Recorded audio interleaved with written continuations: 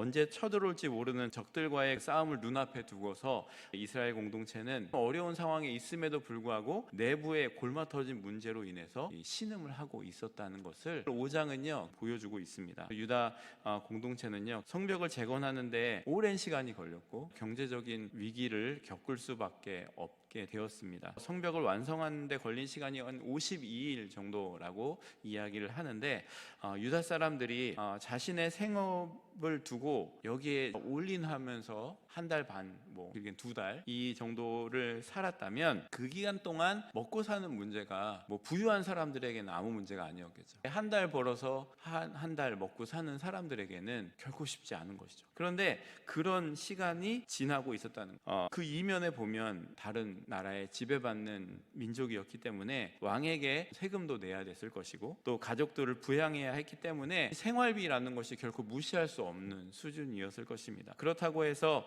이스라엘이 노동한 만큼 재정을 지원해 줄 수 있는 상황이 아니었습니다. 이 13장 이후에 보면은 느헤미야가 총독의 녹을 받지 않았다라고 얘기하는 걸 보아서 느헤미야도 아무것도 받지 않고 그냥 했던 겁니다. 하나님 주신 마음으로 기도했고 섬기게 되었던 것이죠. 이런 시기에 부자와 귀족들이 이 어려운 상황을 악용을 했다는 겁니다. 가난한 이들을 도와주고 퍼주기는커녕 이때를 틈타서 자신들의 부를 축적해 나갔다는 겁니다. 돈을 빌려주고 높은 이자를 받고 빚을 갚지 못하면 저당 잡힌 땅과 포도원 등을 챙겼다는 거예요. 빚이 남아있는 이들에게는 아들과 딸을 노예로 팔라고 강요를 했다는 거죠. 동족들이 그랬다는 거죠. 비극 중에 비극이죠. 이러한 중대한 시기에 마음을 하나로 합하여서 동족들이 외부의 적들과 싸우고 이 성벽을 중수해 나가고 그리고 나라를 재건해 나가야 될 그 시기에 이런 일들이 이스라엘 백성들 안에 일어나고 있었다는 겁니다. 성벽 재건이라는 거는요 하나님의 백성의 신앙심을 더 순결하게 하는 목적으로 진행되는 사역이었습니다. 그래서 하나님의 백성들이 한 마음으로 하나님께 돌아가자, 하나님의 백성으로 세워가자, 그런 목적으로 진행되는 사역 가운데 마땅히 힘을 쏟고 마음을 모으고 서로 돕고 세웠어야 되는데 부자들이나 귀족들이 나몰라라 했다는 겁니다. 사람들의 이기심으로 인해서 유다 공동체의 내부에 아주 심각한 문제가 일어난 겁니다. 성령 강림 후에 초대교회가 서로 물건을 통용하고 어려운 사람들을 돕고 이런 일들이 일어났었잖아요. 근데 이스라엘이 다시 하나님의 백성으로 돌아서자라는 이때에 전혀 다른 모습들이 일어나고 있는 거죠. 1절 말씀을 보면 그때 백성들이 그들의 아내와 함께 부르짖어 그들의 형제인 유다 사람들을 원망하는데 라고 합니다. 이 일을 두고 남편과 아내가 함께 하나님 앞에 부르짖는 겁니다. 하나님 도와주십시오. 당신의 백성들이 하나님의 은혜가 무엇인지 알았고 돌아오려고 하는데 이런 일이 일어났다는 겁니다. 이집트의 노예 생활로 고통 중에 울부짖었던 히브리 민족들, 우리가 이 상황과 비교해 볼 때 떠오르지 않습니까? 먹을 것이 없을 때마다 마실 물이 없어서 주변 짐승들이 쓰러질 때 이스라엘 백성들 하나님 앞에 모세 앞에 울부짖고 광야에서 그랬잖아요. 울부짖는 거예요. 내 가족, 내 재산이 다 넘어가고 내 가족들 자녀들이 넘어가는 판이에요. 2절에서 5절을 보시면은요 어떤 사람은 말하기를 우리와 우리 자녀가 많으니 양식을 얻어먹고 살아야 하겠다 하고 어떤 사람은 말하기를 우리가 밭과 포도원과 집이라도 저당 잡히고 이 흉년의 곡식을 얻자 하고 또 어떤 사람은 말하기를 우리는 밭과 포도원으로 돈을 빚내서 왕에게 세금을 바쳤도다. 우리 육체도 우리 형제의 육체와 같고 우리 자녀도 그들의 자녀와 같거늘 이제 우리 자녀를 종으로 파는도다. 우리 딸 중에 벌써 종된 자가 있고 우리의 밭과 포도원이 이미 남의 것이 되었으나 우리에게는 아무런 힘이 없도다. 흉년까지 겹쳤다고 나와요. 가난한 사람들은요 자기 자녀들을 종으로 팔면서 겨우 양식을 마련하게 되었다는 거예요. 함께 한 마음으로 나라를 다시 재건하려고 하는데 악순환이 계속되고 있고요. 세금은 계속 내야 되니까 땅을 저장 잡히고 느헤미야는요 백성들의 그 울부짖음을 듣고 굉장히 충격을 받고 화를 냈다고 나옵니다. 그 울부짖는 가난한 사람들의 목소리가 정당했고 부자와 귀족들의 행태가 너무나 악했기 때문에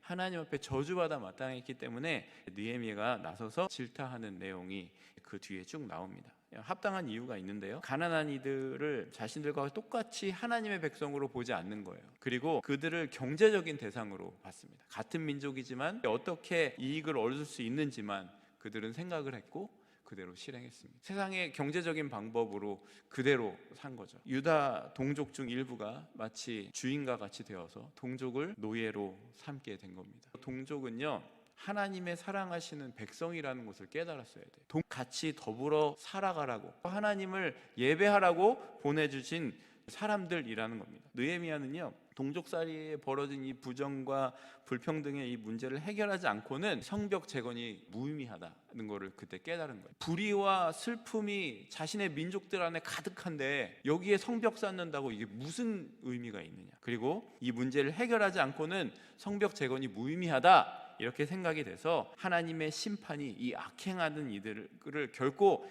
피해가지 않을 것임을 외치고 있는 겁니다. 8절을 함께 읽겠습니다. 그들에게 이르기를 우리는 이방인의 손에 팔린 우리 형제 유다 사람들을 우리의 힘을 다하여 도로 찾았거늘 너희는 너희 형제를 팔고자 하느냐, 더구나 우리의 손에 팔리게 하겠느냐 하매 그들이 잠잠하여 말이 없기로. 느헤미야는요, 귀족과 부자들에게 어떻게 동족을 대해야 되는지 자신의 신뢰를 들어서 설명을 하고 있습니다. 그러면서 이방인 손에 팔린 형제들을 힘을 다해서 구해내려고 했다는 거예요. 자기의 돈을 들여서 그 사람들을 그 종에서 빼오는데 노력을 했다는 거예요. 하나님의 백성이 다른 이방 민족들의 종으로 살면 안 된다, 살려내려고 한 거예요. 그래서 자기 돈으로 동족들을 속량해 주었는데 느헤미야가 자신의 동족들을 위해서 자신의 사비를 들여서 했던 이유는 하나님을 경외하는 가운데 행할 것이 아니냐, 우리 하나님을 경외하는 가운데 이런 일을 행해야 되지 않느냐, 종으로 팔려간 사람들을 내가 구해내야 되지 않겠느냐 라면서 이런 일들을 했다는 겁니다. 하나님을 경외함으로 너희의 시선이, 너희의 생각이, 너희의 사고방식이 바뀌어야 된다라고 말하고 있는 거예요. 하나님의 법을 어긴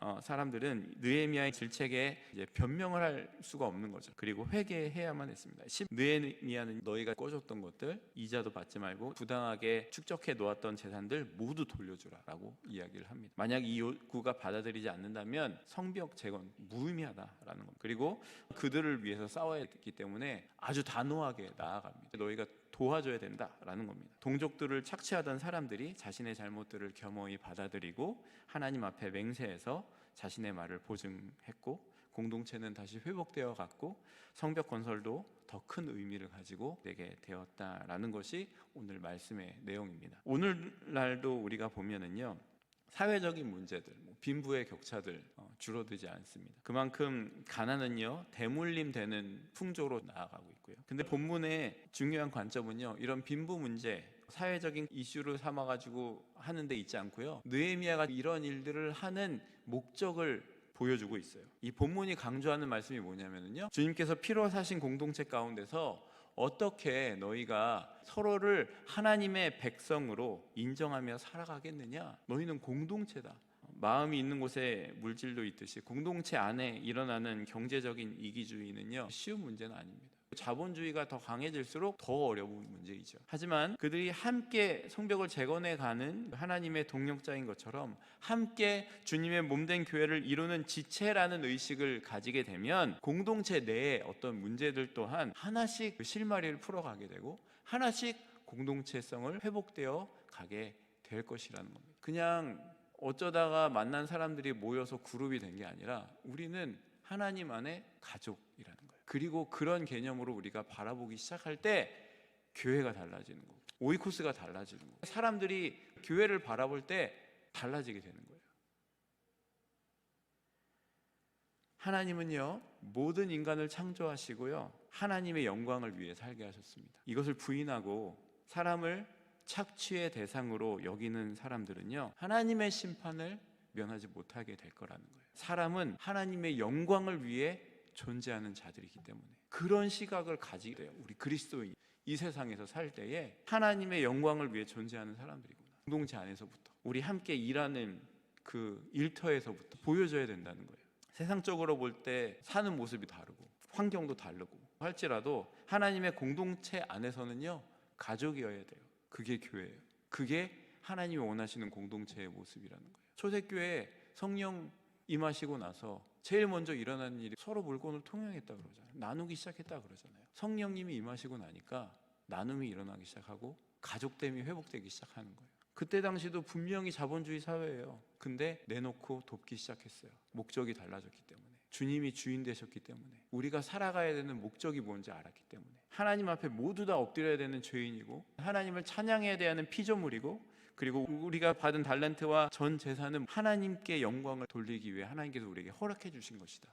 그런 청지기 의식을 가지고 살아가야 되는 것이 공동체라는 겁니다. 여러분의 삶의 자리에 만나는 사람들을 우리는 어떻게 대하고 있느냐는 거예요. 그 사람들이 나를 통해서 하나님이 어떤 분이신지를 알아가야 돼. 나를 통해서 하나님이 사랑이 전해져야 되는 통로가 돼야 된다는 거죠.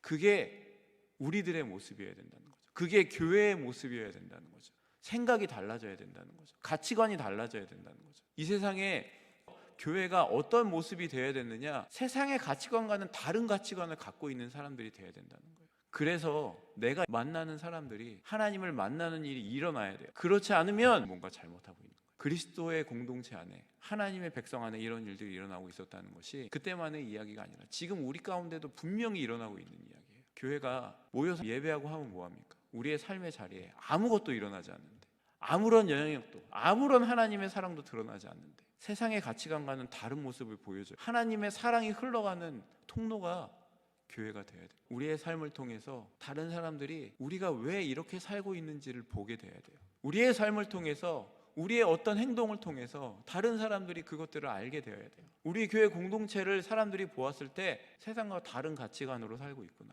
나도 저기에 들어가고 싶다, 나도 하나님을 만나고 싶다, 전해져야 되는 공동체가 되어야 됩니다. 그러한 교회 공동체가 되기를 소망했으면 좋겠고요. 이 느헤미야의 말씀을 보면서 우리는요, 외부의 적과 싸우기도 너무나 힘든 시대를 살아가고 영적인 싸움이 너무나 치열하단 말이에요. 근데 이 상황 가운데 우리 내부에서라도 먼저 하나님의 공동체성이 회복이 돼야 되죠. 그리고 함께 영적인 싸움을 싸워가는 사람들이 되기를 소망합니다.